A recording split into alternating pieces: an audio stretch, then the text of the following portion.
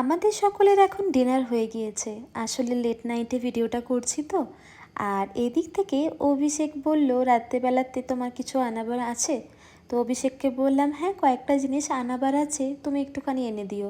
আর আমি যখনই কোনো জিনিসপত্র বাড়িতে আনাবার থাকে তার আগে থেকে না আমি একটু লিস্ট বানিয়ে নিই। সেরকম কিছু লিস্টের মধ্যে দিয়ে ছিল না, কিন্তু কয়েকটা তেল, একটা চিনির প্যাকেট এগুলো দরকার ছিল। তো সেগুলোকেই একটুখানি আনিয়ে দিয়েছে। আর আমি যতক্ষণ জিনিসপত্রগুলো একটুখানি রিফিল করে নিচ্ছি ততক্ষণ তোমাদের সাথে একটা কথা শেয়ার করি। আমাকে অনেকেই জিজ্ঞাসা করেছো তোমাদের মধ্যে, আচ্ছা দিদি ভাই তুমি যেভাবে ব্লগে কথা বলো তুমি কি বাড়িতেও ঠিক সেভাবেই কথা বলো? আর এই প্রশ্নটা যে শুধুমাত্র তোমরা আমার কমেন্ট বক্সে করেছো তা কিন্তু না, আমার চারিপাশে যারা আমার ব্লগ দেখে এখানে তারাও কিন্তু সেই প্রশ্নটা আমাকে করেছে। আর তাদের মধ্যে অনেকে বলেওছে যে হ্যাঁ তোমার কথাবার্তাগুলো ঠিক এরকমই। আর আমি তোমাদেরকে এবার উত্তর দিই যারা আমাকে কমেন্ট বক্সে প্রশ্নটা করেছো। হ্যাঁ তোমাদের সুবিধার্থে কিন্তু আমি একটু আস্তে আস্তে কথা বলি, আর নর্মালি আমি যেভাবে কথা বলি ঠিক সেভাবেই কিন্তু আমি ব্লগেও কথা বলি।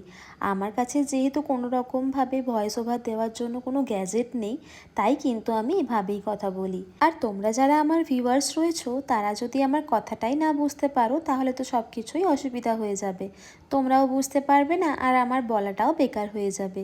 তাই আমি চেষ্টা করি ভালোভাবে এবং সুন্দর করে বলার। আর এদিক থেকে যেহেতু এখন ঘুমোতে যাওয়ার পালা, তাই বেডটাকে একটু সুন্দর করে সাজিয়ে নিলাম। তা করতে করতেই অভিষেক বলল, তুমি কি থকে গেছো? আমিও দৌড়ে চলে গেলাম যে হ্যাঁ আমি একটু থকেই গিয়েছি। যাই হোক, এখন কিন্তু চলে এসেছি স্কিন কেয়ার করার জন্য। আসলে নাইট রুটিনটাকে না আমি খুব ভালো করে ফলো করি। আমার স্কিনটা যখন তখন কিন্তু অনেক প্রবলেম দেখা যায়, সেনসিটিভ স্কিন হলে যা হয়। নাইট স্কিন কেয়ার রুটিনে এখন আমি কি কি প্রোডাক্ট ব্যবহার করছি সেগুলো প্রত্যেকটাই তোমাদেরকে আমি দেখিয়ে দিচ্ছি, যাতে তোমাদের সুবিধা হয় বুঝতে আমি কি কি প্রোডাক্ট ব্যবহার করছি। তাছাড়া কিন্তু সেনসিটিভ স্কিনের মধ্যে খুব ভালোভাবে কিন্তু আমার স্যুট করেছে।